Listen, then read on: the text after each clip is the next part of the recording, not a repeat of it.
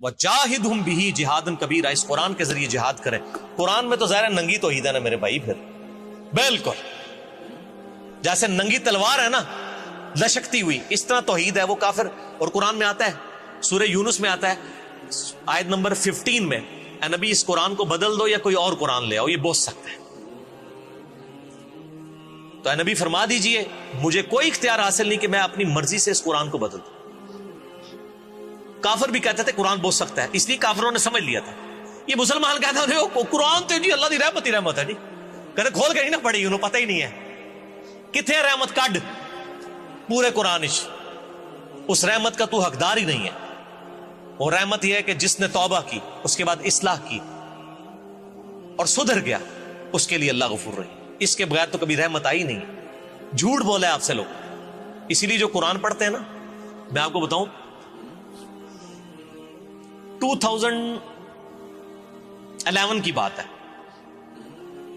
ہمارے محلے میں ایک قریبی ایک مدرسہ ہے، وہاں پہ انہوں نے نا شروع کیا قرآن کلاس نا، تو میں نے اپنے وائف سے کہا کہ اس وقت 3 بچے تھے میرے، میں نے کہا میں بچوں کو سنبھالوں گا، تو پورا قرآن کور کر۔ وہ پورے رمضان میں نا 9 بجے سے لے کے ظہر تک ایک سپارہ کور کرتے تھے، اور رمضان میں پورا قرآن انہوں نے مکمل کیا۔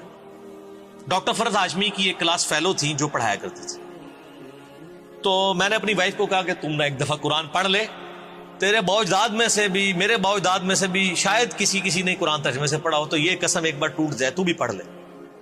نماز پڑھتی تھی، پردہ کرتی تھی، سب کچھ۔ جب میری وائف پورا قرآن یعنی قرآن وہ پڑھتی گئی تو اس کا تو جس کو کہتے ہیں قرآن تو پھر آپ کو پتہ ہے اپنا اثر چھوڑتا ہے۔ اگر آپ نے اثر لینا ہو، جیسے بٹ صاحب کہہ رہے سن کہ نہ مننا ہوئے تو پورا قرآن پڑھ دے رہو تو نہیں بنو گے، تو مننا ہوئے تو اشارہ بھی کافی۔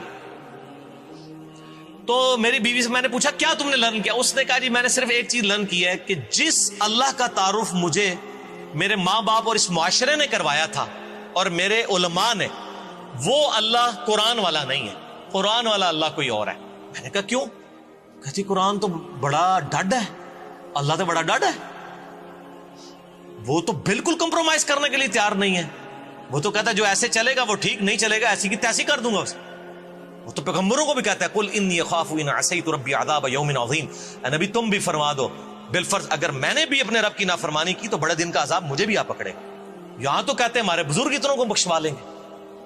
واقعی جو قرآن اور سنت کا رب ہے وہ اور ہے، جس کو انڈیا، پاکستان، بنگلہ دیش اور افغانستان کے لوگوں نے، ان کے بزرگوں نے جو تعارف کرایا وہ اس قرآن حدیث میں نہیں ہے، وہ اسی طریقے سے ہے جیسے کوئی بوڑھی نانی اماں کا تعارف کروا دیتا ہے نا، اس طرح کا تعارف کروایا وہ لے کے چلے۔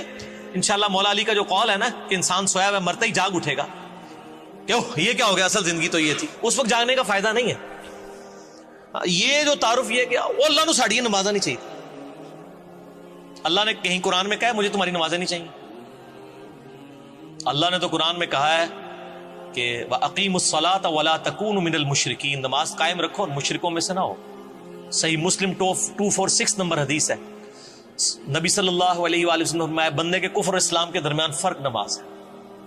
سر آپ کو اللہ اور اس کے رسول کا تعارف نہیں عز وجل و صلی اللہ علیہ وآلہ وسلم، تو موجہ مارو، عقل نہ ہوئے تھے موجہ ہی موجہ، لیکن دنیا میں آخرت میں کٹا ہی کٹا، اتنے موجہ ہی موجہ، اتنے موجہ کٹو گے اتنے اللہ کٹے گا تسی موجہ کٹ لو۔